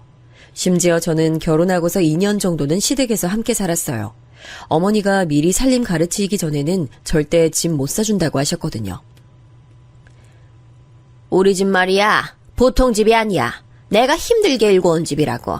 근데 어중간하게 여자 잘못 들어와가지고 사고치면 답 없어. 집 사주는 게 무슨 남의 집 개 이름도 아니고 지도 갖고 온 거 얼마 없으면서 냉큼 남자 돈을 바래. 그런 건 안 되지. 안 될 일이야. 하나부터 10까지 내가 아주 다 가르쳐가지고 내보낼 거야. 그렇게 어머니랑 살던 2년간 정말 죽을 맛이었어요. 이건 과장도 뭣도 아니었습니다. 신우이는 결혼한 지 좀 됐는데 왜 그렇게 자기 남편이랑 싸워대는 건지 툭하면 자기 애들을 끌고 친정에 와서 자는 거예요. 그러면 어머니는 아주 당연한 듯 저한테 밥 준비를 시키셨어요. 보통의 시어머니들이 다 그렇듯 저한테 반말이며 막말을 마구 해대면서 말이죠. 야, 가서 밥 좀 안 쳐라. 마트 가서 장도 보고. 야, 거기 물 떨어지잖아. 얼른 행주로 닦아 얼른. 어머니는 정말 머리끝부터 발끝까지 저를 너무나 함부로 대하는 게 절로 느껴졌어요. 시키는 것도 한 번에 막 4-5가지를 시켜댔고 그중에 하나라도 제가 빠뜨리면 멍청하다면서 쭝을 대시더군요. 아니 일머리도 없고 멍청하고 대체 어디다 써먹냐? 아이 하여간 며느리라고 이런 걸 얻었으니 내 아들이 가서 주워온 걸 내가 누구한테 한탄을 해 진짜. 아이고 내 팔자야. 어머니의 이런 말투는 제 가슴에 상처는 둘째치고 정말 피가 철철 흐르게 만들더군요. 어쩜 그렇게 말씀을 모질게 해대시던지 게다가 시누이도 정말 만만치 않게 독한 인간이었어요. 제가 돈 없이 시집 왔다는 걸 두고 그렇게 물고 늘어지며 은근히 까대는 거예요. 아니 우리 정민이 대단하지? 내 동생이지만 얘가 여간 잘난 애가 아니야. 옳게는 그거 확실히 알아야 돼. 진짜 복도 없지. 정민이가 장가를 이렇게 갔으니까 철민이라도 제대로 된 곳에 장가 보내야 돼. 아들 둘 다 가난한 집에 장모복 없는 곳에 보내기는 좀 그렇잖아. 너무 얄밉고 얄미운 게 저를 저격하는 말을 해놓고선 꼭 딴 데를 보더라고요. 그리고 잽싸게 화제를 돌려버려요. 우와 엄마 그게 뭐야? 게장이야? 나 먹을래. 좀 줘봐. 밥 없어? 제가 째려볼 틈도 주지 않고 그렇게 화제를 쓱 바꿔버리는 게 제 시누이였어요. 그리고 얼마나 자기 친정에 자주 들락거리는지 일주일에 3번씩은 왔던 것 같아요. 신우 남편은 그런 모양새가 싫었던지 다행히 처가댁에 자주 오지 않더라고요. 이 집에 오는 건 신우랑 신우네 애들뿐이었고요. 신우는 저를 이 집에서 쓰는 도우미로 생각하는지 자기 애들 목욕까지 시키더라고요. 있잖아 올케, 우리 윤서 윤우가 내가 씻겨주는 것보다 올케가 씻겨주는 게 더 좋은가 봐. 애들 싹 씻겨서 내보내주면 내가 머리 말려줄게. 아까 내가 밥 먹다 말한 거 생각나지? 나 엊그저께 애들이랑 썰매장에서 완전 대짜로 미끄러졌잖아. 진짜 너무 아파 죽겠어. 저도 참 뭐가 그렇게 꿀릴 게 있다고 시댁에 같이 살면서 시누이가 시키는 걸 다 하고 있었을까요? 그런 중에 남편은 신혼인데도 맨날 늦어서 집에 새벽에 들어왔고요. 늘 느지막이 방문을 열고는 늦어서 미안하단 소리를 했어요.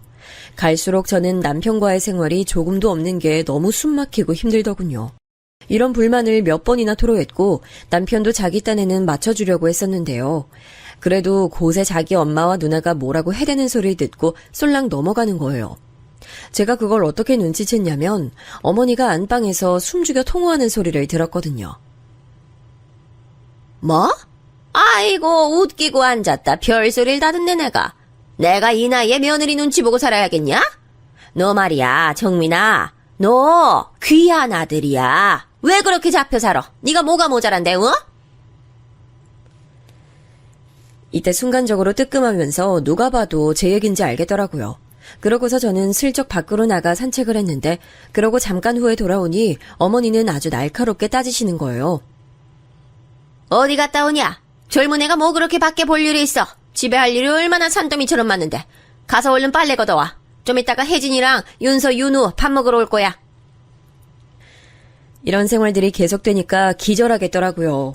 툭하면 신우네 애들 들이닥쳐서 밥 먹어대고 간식 먹고 밤에는 신우가 저한테 애들 씻기는 것까지 시켜서 재우고 가고 저는 새벽에야 남편 얼굴 보고 겨우 잠들려 치면 어머니는 저부터 건드려가며 깨워요.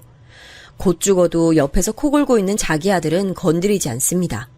그때 어머니가 정말 고질적으로 맨날 해대는 소리가 있었으니 저는 아직도 그 말이 제 골을 울릴 정도로 선명해서 아주 이골이 나요. 네가 뭐가 힘드냐? 우리 아들이 훨씬 고생하고 있지. 잔말 말고 빨리 나와.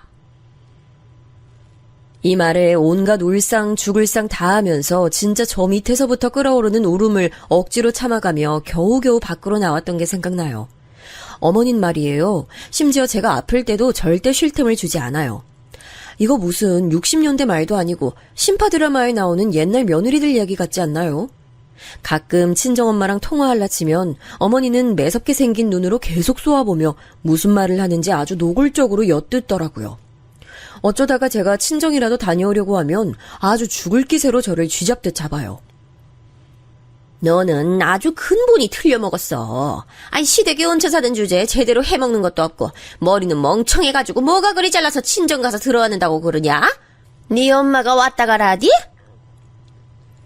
어머니는 우리 엄마를 니네 엄마라고 부르면서 절대 사돈이란 단어를 쓰지 않더군요. 하다못해 우리 엄마가 저랑 자유로이 보기 힘드니 수박이랑 과일들을 사가지고 시댁에 찾아오신 적이 있었는데요. 어머니는 정말 너무너무 싫어 죽겠다는 티를 내는 거예요. 그냥 과일만 받아가지고 정말 한 10분, 20분 됐을까요? 곧장 우리 엄마를 나가게 만드는 거예요.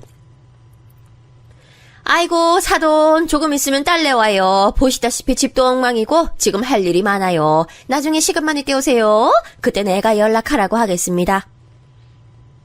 그러면서 정말 내쫓듯 엄마를 내보냈고 엄마는 아주 머쓱한 얼굴로 현관에서 신발을 신었어요. 그러고 문을 나서는 엄마 뒷모습을 보는데 아찔하더군요. 내가 대체 왜 이러고 있을까? 난 뭘 위해 결혼을 했길래 내가 뭘 잘못한 게 있어서 이런 취급받아가며 이렇게 뒷집 순이처럼 살고 있나 싶었어요. 아빠 없이 엄마랑 둘이 사다 오던 중에 학교에서 왕따도 당하고 힘든 일도 겪었지만 이렇게 처절하게 상무시를 당하며 살아본 적이 없었거든요. 시기는 어느새 2년쯤 됐고 저는 남편에게 아주 큰 결단을 표했어요. 오빠, 우린 계속 이렇게 어머니랑 같이 사는 거야? 시간 지나면 나가자고 하지 않았어? 나 솔직히 말할게. 나 계속 이렇게 어머니랑 같이 살기 힘들어. 오빠는 이해 못 해주겠지만 나 스트레스 너무 많이 받아서 살이 이렇게나 빠졌어. 그 정도는 오빠도 알지 않아? 이때 정말 얼마나 한이 맺히던지 말하면서 피로감에 숨도 잘 안 쉬어지더군요. 남편은 그때 가운데서 치이는 게 자기도 싫었던지 본인도 어느 정도 생각은 했다고 하는 거예요. 결국 시간이 좀 걸리긴 했지만 우리는 크게 멀리 벗어나 보지도 못하고 5분 거리에 있는 집을 얻게 됐답니다. 그래도 저는 정말 단칸방이라도 어머니랑 붙어있지 않는 환경이 된 게 믿을 수가 없더라고요. 그 전갈처럼 날선 눈, 조금이라도 잘못 부르면 악을 쓸 것 같은 그 성난 입, 정말 그림자만 대충 봐도 저한텐 끔찍한 인간 군상이었어요. 그런데 말이에요. 저한텐 그렇게 뱀처럼 독살 맞고 마구 함부로 대하면서 며느리들은 아주 발밑에 깔고 밀면서 놀려던 우리 어머니가 있죠. 어떻게 그렇게 달라질 수가 있을까요? 똑같이 며느리를 봤는데 엄청 벼르면서 며느리 잡고 살겠다던 분이 말이에요. 갑자기 세상 자애롭고 현명하고 중립 잘 잡아주고 자상한 시어머니로 변한 거예요. 사람이 갑자기 변하면 죽는다던데 진심으로 저는 걱정이 밀려올 정도로 어머니 변화를 크게 체감했어요. 저뿐 아니라 신우조차 질투할 정도로 어머닌 그렇게 아주 다정다감한 분으로 변했어요. 초반에 절 부르던 호칭 야야는 고사하고 기분 나쁘고 성나면 이런 재수없는 연인의 모내에 하는 끔찍한 막말을 하시던 분이 호칭을 새아가로 바꾸셨다는 거예요. 다들 이런 변화에 놀라면서 저 역시 너무 놀랬지만 참 섬뜩하고 무서운 사실이 뭔지 아세요? 그렇게 변하고 새 사람이 되어 며느리를 대하게 된 우리 시어머니 말이에요. 그렇게 착하게 대하시는 그 며느리가 적어도 저는 아니었다는 거예요. 앞서 말씀드렸지만 며느리가 한 명이 아니고 두 명이거든요. 저는 큰 며느리, 작은 며느리 이렇게 있는데 그 며느리가 새로 들어오니 아주 개과천선, 환골탈태하듯 그렇게 잘해주시더군요. 이런 변화를 크게 새길 수밖에 없었던 이유는 제가 그 노릇을 그만두고 엎어버릴 때까지 어머니는 여전히 아주 올곧게 한 길을 가셨기 때문이에요. 잘해줘야 할 것 같은 작은 며느리한텐 자애로운 시어머니셨고 돈 없고 볼품 없고 보기만 해도 역겹고 짜증나는 큰 며느리는 여전히 밟아가며 한 번씩 말로 조근조근 두드려 패줘야 성이 풀렸어요.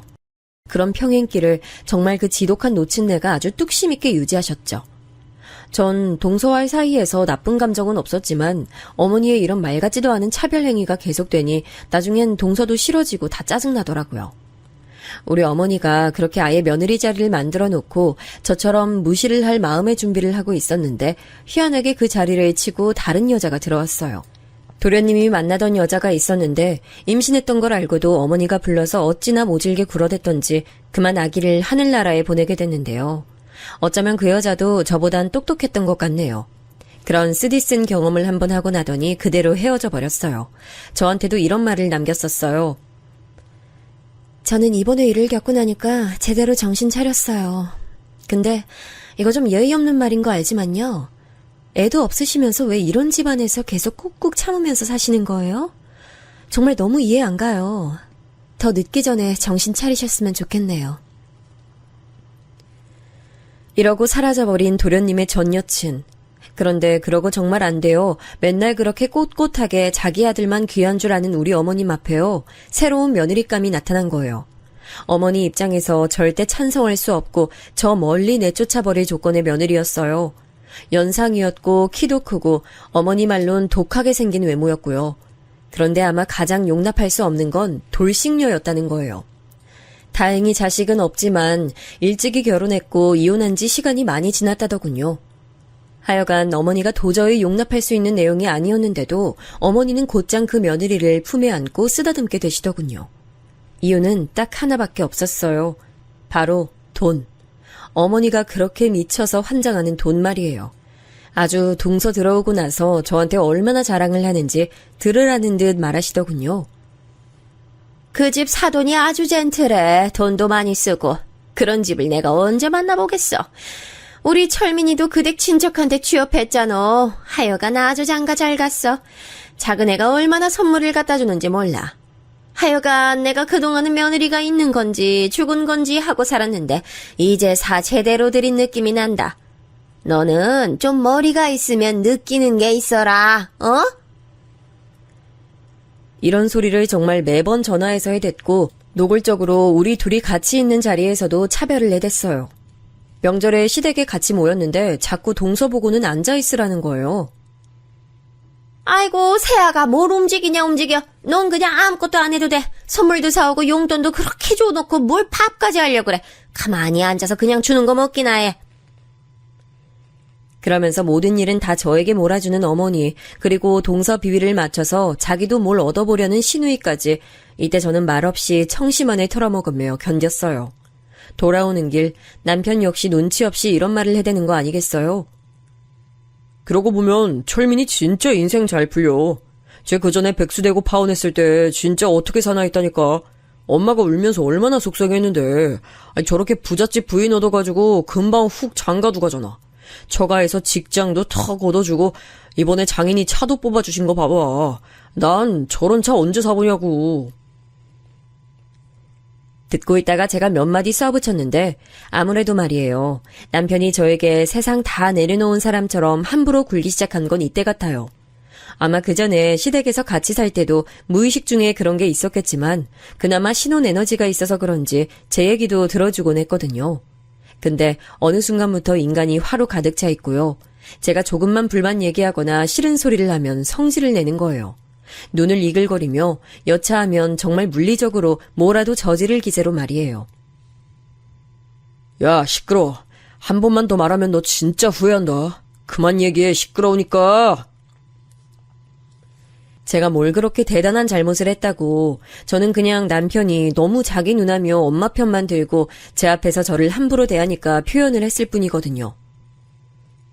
오빠 진짜 왜 그래? 나는 내 의견 말도 못해? 아까 어머니가 동서랑 나한테 어떻게 하는지 봤잖아. 나한텐 계속 일 시키시고 나는 밥도 못 얻어먹었어. 집에 가서 뭔가 빨리 먹어야 될 것 같은 생각뿐이라고. 오빠는 내가 밥이나 먹고 있는지 챙겨봤어? 20명 다 되는 식구들 밥하면서 허기라도 채웠는지 봤냐고.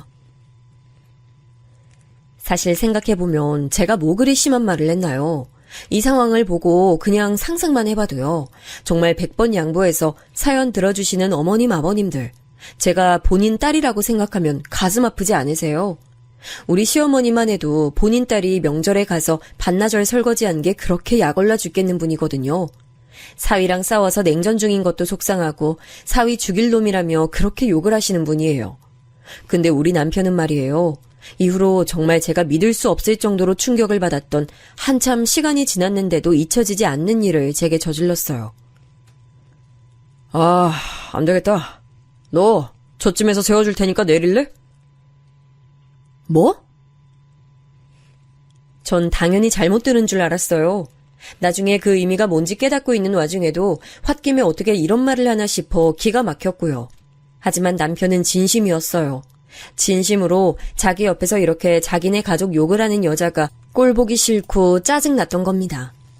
얘를 태우고 가는 게 너무 짜증나고 싫으니 근처 역 입구 쪽에서 적당히 내려준 거예요. 내리라고? 지금?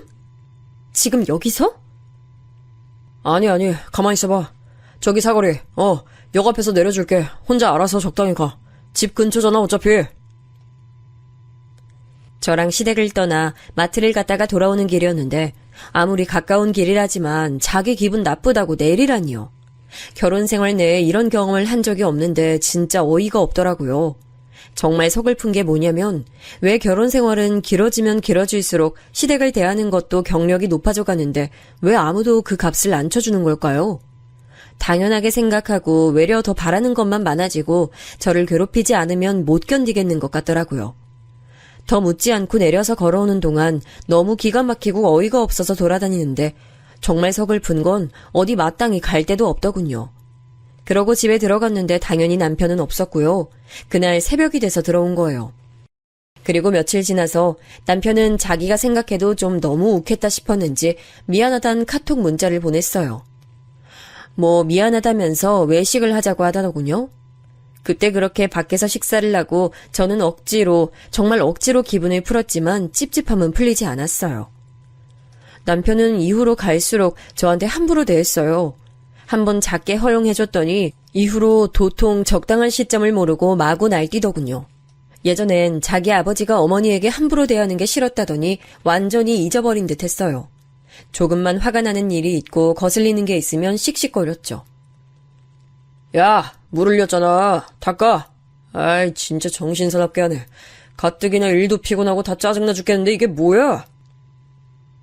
그렇게 눈치를 보게 만들었으며 그런 모습이 무서워 조심하려는 제 모습 보고 만족한 듯 보였어요. 그렇게 길들여갔고 그게 바른 모습이라고 생각하는 듯 했죠. 왜냐면 제가 이렇게 금세 수그려 맞추려는 걸 보면 조용했고 제가 조금이라도 말을 하려고 하면 버럭거렸거든요. 조용히 안 해? 누가 네 생각 듣고 싶대? 얘기하지 마. 네 얘기 들을 필요 없어. 넌 그냥 내가 시키는 대로만 해. 도대체 왜 우리 관계가 이렇게 흘러가고 있는지 이해가 안 됐어요. 우리끼리 나와 산 지 얼마나 오래됐다고 남편은 신혼 때와 너무 다른 모습으로 함부로 굴었거든요. 몇 번 다투다 이 문제로 따지고 드는 제게 아주 기함할 소리를 하더군요. 네가 이렇게 만든 거야. 네가 이미 선 넘은 짓 한 거 몰라? 네가 툭 하면 우리 엄마랑 누나, 철민이까지 나한테 욕했잖아. 이제는 재수씨까지 마음에 안 든다 그러고 진짜 우리 집엔 딱 너만 없으면 돼. 너는 네 주제를 알아야 돼. 상황이 이렇게 흘러가면서 저는 모든 일상이 다 정남이가 떨어지며 싫어지더군요. 아무것도 하기 싫고 친구들도 만나기 싫었어요. 뭔가 망가지기 전 마지막 발악이었던 것 같은데 지금 생각해보면 그렇게 해서 살아남겠다고 했던 행동 같아요. 생존 본능이랄까 그래야만 남편한테 인정받고 숨 쉴 수 있을 것 같았어요. 저 오빠 우리 어머니랑 여행이라도 갈까? 어? 나 오늘 피곤해서 친구들이랑 술 먹고 올 거니까 그렇게 알아. 그리고 이따 집에 엄마 온대. 네가 엄마랑 알아서 시간 잘 보내. 이때 어머니는 딱히 용건도 없는데 들이닥쳐서는 저에게 소일거리를 잔뜩 주고 아버님 욕에 본인 사위 욕에 맘에 안 드는 시고모들까지 그렇게 실컷 입으로 털어대더니 밥 얻어드시고 가시더군요. 남편은 저에게 자기 엄마를 맡겨두곤 유유히 사라져서 토요일 아침부터 그 다음날 새벽까지 술이 떡이 되도록 안 들어왔어요. 그날 어머니에게 꽤 모욕적인 소리를 들었던 저는 아마 여러모로 한계에 치달았습니다. 정말 더 이상 뭘 퍼내려고 해도 퍼낼 수 없이 쩍쩍 갈라진 가뭄 같은 마음을 안고 남편이 들어오길 기다렸어요. 남편은 역시나 술에 취해서 들어왔고 잠깐 붙잡고 얘기하자는 저에게 또 짜증을 내더군요. 야, 나 잘 거야. 피곤하다고. 그냥 놔둬. 말 걸지 마라, 어? 이렇게 극단적으로 변해버린 남편을 따라다니며 시중 드는 것도 지쳤고 언제 갑자기 벌처럼 집에 들이닥칠지 모르는 어머니의 방문과 핀잔, 멸시에 저는 정말 질려 미칠 것 같았어요. 게다가 이런 흐름이 계속되니 동서도 뭔가 그런 냄새를 맡고 은연중 무시하더라고요.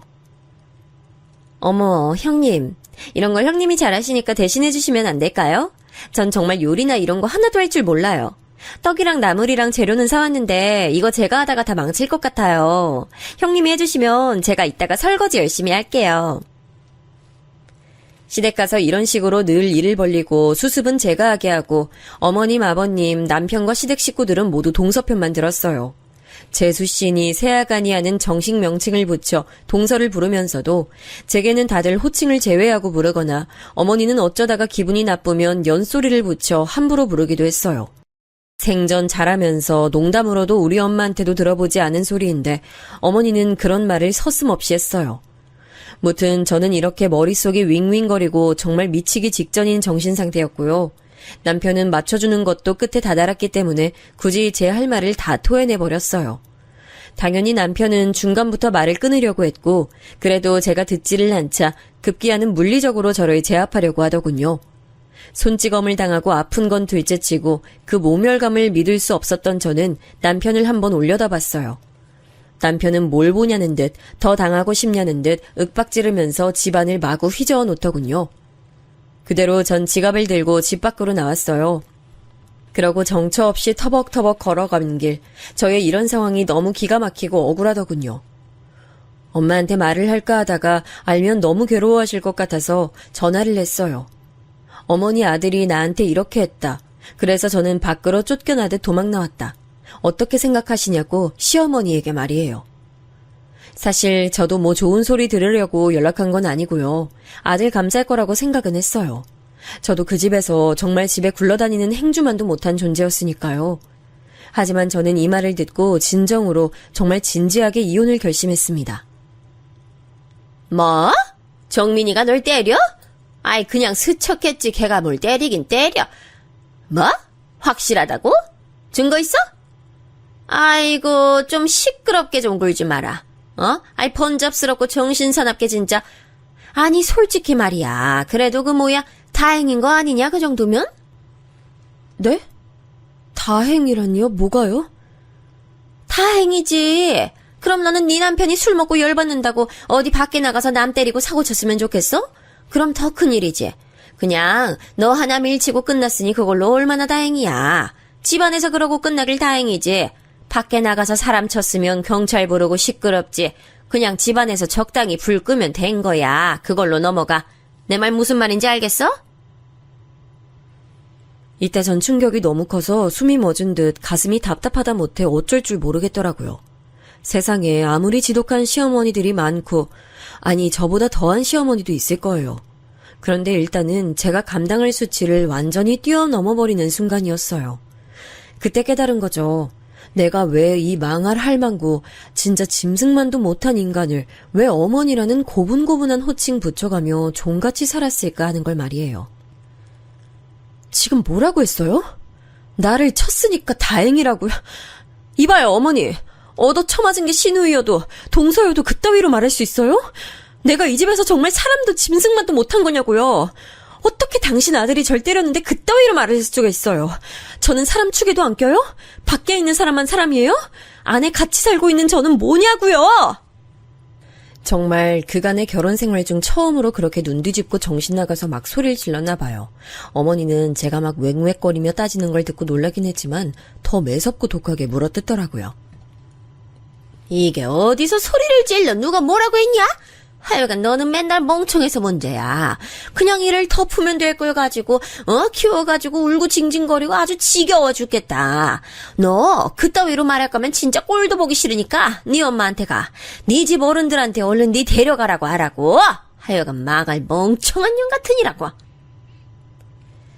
이때 제가 얼마나 피를 쏟듯 시어머니에게 욕을 해댔는지 택시기사님이 너무 정신사납다고 그만 내려달라 하실 정도였어요. 전화를 얼른 끊고도 분이 안 풀려 씩씩거리는데 목이 완전히 다 쉬어버리고 쓴맛이 밀려오더라고요. 나중엔 숨이 잘 안 쉬어져서 처음에 저한테 왜 이렇게 경박하게 소리 지르냐고 호통치던 택시기사님이 급기야 놀랐어요. 제가 막 떨면서 택시 뒷좌석에 쓰러지듯 누우니까 근처 병원으로 가야 하냐고 하시는데 그냥 전 제발 원래 말한 곳으로 데려다 달라고 했어요. 거긴 저희 엄마 집, 친정이었거든요. 뭘 하건 간에 엄마를 좀 봐야, 엄마를 붙잡고 엄마 손이라도 잡아봐야 진정할 수 있을 것 같았어요. 저는 그렇게 지독히도 제 편이 필요했습니다. 괜찮다고, 너 잘못한 거 없고, 너는 그냥 괜찮다고, 저기서 그렇게 잘근잘근 씹혀지고 함부로 취급당할 애가 아니라고 다독여줄 제 편이요. 거의 다 가서 엄마에게 전화를 했고 제 대신 전화를 기사님이 받아서 통화해 주시는 덕에 엄마가 뛰어왔어요. 얼굴이 허옇게 혈색이 다 빠진 상태로 비틀거리며 택시를 타고 온 절 보고 엄마 가슴이 얼마나 찢어지셨을까요. 그때 엄마 부축을 받고 집에 들어가서 따뜻한 엄마 집에 누우니 그제야 잠이 밀려오더라고요. 몸이 얼마나 지쳐 있었던지 정말 우는 것도 이젠 지겨워서 하고 싶지 않았어요. 다음날 눈을 뜨자마자 걱정하는 얼굴로 저를 보고 있는 엄마에게 조용히 말했죠. 엄마, 나 이혼해도 돼? 제발 부탁이야, 이혼시켜주라, 어?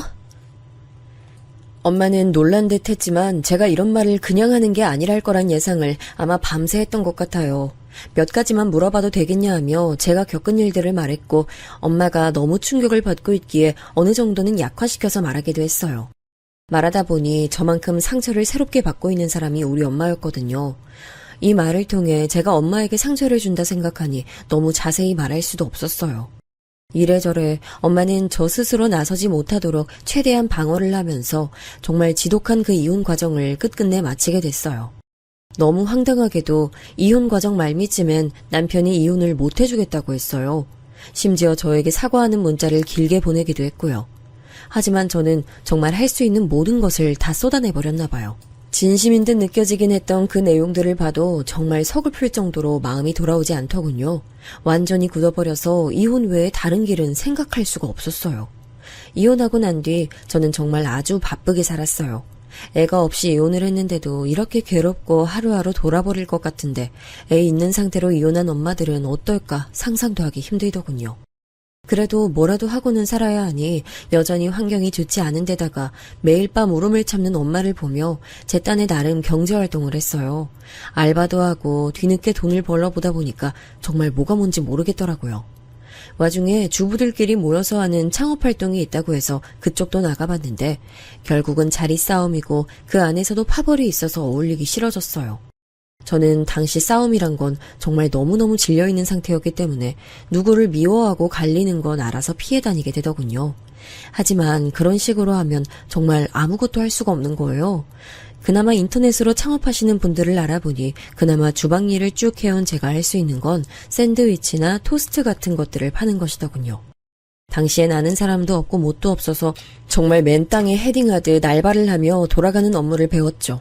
그러다 제 딱한 사정을 알고 함께 얼마씩 투자를 하겠다며 친구들이 나서주긴 했는데 지금 생각해도 참 안타깝지만 역시 사업은 같이 하는 게 아닌가 봐요.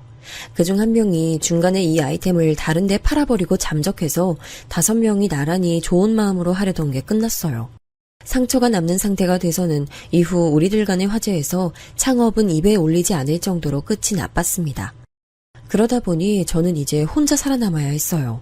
그나마 제게 조금의 길이 열린 건 그때 엄마가 알고 있는 분이 소개시켜 주신 작은 원룸 자리였는데 그 안에서 장사를 해도 된다고 하더군요. 아마 부동산 쪽이랑 잘 아시는 분이었던 것 같아요. 제 사정도 엄마를 통해서 들어서 알고 있었고 딴에는 도움을 주겠다며 그런 자리를 소개해 주신 거죠. 결론부터 말하면 저는 그곳에서 토스트와 음료 그리고 간단한 메뉴들과 음료를 팔기 시작하면서 비로소 돈이라고 부를 만한 수입을 얻게 됐어요.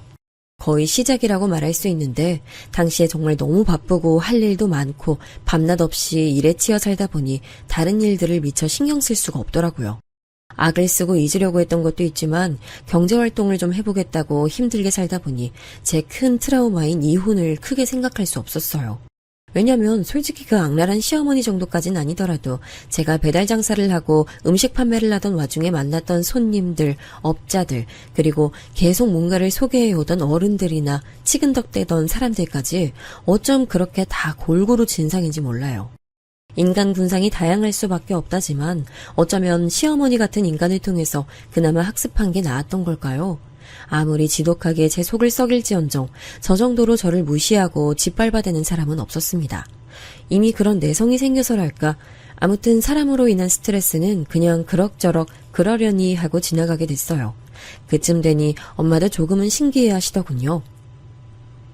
네가 진짜 죽기 살기로 고생하면서 하니까 돈이라도 벌리는구나. 이제 보면 너 이혼 잘했어. 엄마도 그동안 마음고생 많이 했는데 앞만 봐도 너 이혼 잘한 것 같아. 갑자기 왜 그런 말을 해, 엄마는? 엄마는 눈물을 얼른 닦더니 코가 맹맹해져가지고 이렇게 말을 하는데 맞는 말 같은 거예요. 그동안 사람들이 엄마한테 홀로 딸도 용케 시집 보내고 넉넉한 집에 보냈다면서 딸이 참 행복하겠다고 했거든. 근데 엄만 자신이 없더라고. 우리 유진이가 그런 집에 시집 가긴 했는데 유진이는 정말 행복하게 맞는 걸까? 결혼한 게 얘한테 맞는 선택이었을까? 엄만 자신이 없었어. 전 생각도 못했던 일면을 엄마에게 듣게 된 거예요. 엄만 겉으로는 사람들에게 딸이 결혼했고 잘 살고 있다고 가벼운 그냥 얘기를 했지만 늘 불행해 보이고 지쳐 보이는 제 모습을 떠올리며 엄마도 괴로웠던 거죠. 그 말을 들으니 정말 가슴이 찢어질 듯 아프더라고요. 그러던 와중에 제가 시작했던 음식 장사는 물살을 타고 흐름이 좋아져 종잣돈이라고 부를 만한 돈이 생각보다 꽤 모였어요. 장장 5년이라는 시간에 닿기까지 진상들도 많이 만나고 돈을 이렇게 만져본 적이 없어서 투자도 겁없이 했다가 크게 얻어맞기도 했어요. 하지만 나중에 임대 관련 사업으로 팁을 얻게 되고 어느 시점부터 감이 잡히게 된 거예요. 저도 저의 이런 변화가 스스로 놀랍게 느껴지기도 했고 물론 투자에서 잘 안 된 것도 있지만 부동산 관련해서도 감이 많이 좋아졌더군요. 그런데 정말 그런 와중에 불쑥 제 안에서 스프링처럼 퐁 하고 튀어오르는 게 있었어요. 저 같은 한낱 집안일만 하고 아무것도 할 줄 모르던 여자가 어느새 100억대에 가까운 나름 자산가로 불리우게 되고 SNS에서도 수많은 팔로워가 따라오게 됐는데 왠지 모르게 제 안에 있는 불쾌함이 계속 그대로 있는 거예요. 뭔가로 덮고 닦아내고 그러면 될 줄 알았는데 인생의 힘든 길목마다 자꾸 떠오르더군요. 그건 바로 시댁에 대한 안 좋은 기억들, 시궁창 같은 추억들이었어요. 그들에게 당했던 끔찍한 차별, 무시당한 것들, 남편에게 함부로 달아줬던 상황들, 막말이나 여러 가지들이 끊임없이 떠오르는 거예요. 대체 이걸 어쩌면 좋지, 어떻게 복수라도 해야 하나 싶던 차에 제가 유튜브였나 어딘가에서 강의를 듣게 됐어요. 근데 정말 듣는 순간 아주 아프게 저를 때리는 듯한 가슴을 깊이 울리는 내용이더군요. 사람이 힘들 때 우리 뇌가 움직이게 돼요. 다시는 그런 위기에서 닥친 일을 학습하지 말라고 방어하는 차원에서 뇌가 이런저런 힘들었던 기억을 촤라락 펼쳐주는 거예요. 그런데 가끔 오류가 나서 쓸데없이 안 좋은 기억들을 너무 많이 소환시키거나 혹은 너무 오랫동안 그 창이 떠 있는 거예요. 그럼 사람은 계속 안 좋은 기억에 휘말려 있고 부정적인 생각을 하게 되는 거예요. 정확하진 않지만 대강 이런 뉘앙스의 글이었거든요. 제 딴에는 잊고 내가 더 잘되면 된다는 주의로 살아왔고 그걸 원동력으로 해서 더 열심히 살자고 막 뛰어왔어요. 근데 잘 모르겠는 거예요. 저 강의를 들으니 굳이 점 찍고 복수가 목적이라기보다는 그냥 한 번은 매듭을 짓고 싶더라고요. 어떤 방면이든 간에 제 자신을 나타내고 그들에게 명확하게 입장을 전달하고 싶었어요. 그래서 제 비서를 데리고 함께 이전 시댁 기억을 더듬어 대충 아직 남아있는 전 남편이나 시누이의 카톡 사진을 조사해보고 주소 변동이 없단 걸 확인했어요. 그리고 곧장 시댁으로 찾아가게 됐는데요. 근처에서 서성거리다가 집으로 들어가는 전 시어머니를 발견한 거죠. 전 곧장 날선 목소리로 불렀어요. 그때 참 다행히게도 시어머니 혼자 있지 않고 그 표독스러운 시누이도 옆에 붙어 있더군요. 안녕하세요, 어머니. 형님, 저예요. 유진이요. 제가 떡하니 서서 팔짱을 끼고 제 차 앞에서 그들을 불렀어요. 그랬더니 둘은 저를 보고 처음에 못 알아보는 듯 했어요. 그러다가 눈살을 찌푸리면서 다시 보더니 험악한 얼굴을 한 상태로 인지하더군요. 너 뭐야? 뭐냐고, 뭐야? 저요. 저 이전 며느리였던 유진이요. 아시면서 왜 그렇게 부르세요? 적어도 이때까지만 해도 되게 세된 목소리로 탁탁대면서 말을 했고 비서에게는 차에 있으라 하고 저만 움직였어요. 잘 지내시나 봐요. 할 얘기가 있어서 왔어요. 그러자 뭐가 그렇게 억센 일이 있었는지 아니면 원래 인상대로 고약하게 나이를 먹어서 더 못돼진 건지 얼굴이 더 심술궂게 변했더군요.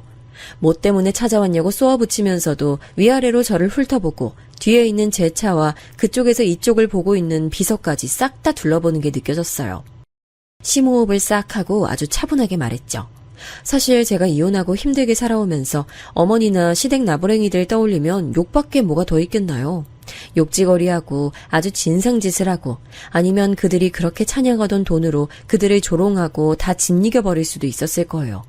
솔직히 그런다고 한들 누가 저에게 손가락질을 할 수 있을까요?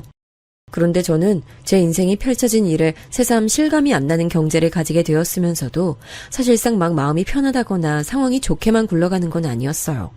보니까 인생이란 건 정말 동화가 아니더라고요. 먼 단계를 건너고 또 건너서 성공을 거뒀다고 해서 행복하게 잘 살고 영원히 좋았다 이렇게 끝나는 게 아닌 거예요. 그냥 계속해서 징검다리 위에 있고 나는 움직여야 하더군요. 당시 다른 투자건으로 좀 복잡한 상황에 있어서 마음이 썩 좋지 않던 차에 저는 이렇게 복잡한 제 내면을 좀 정리하고 싶었어요. 잊을 수 없고 저를 무던히도 괴롭혀서 미치게 하던 그런 기억들을 최소한 매듭을 한 번은 지어야겠더라고요.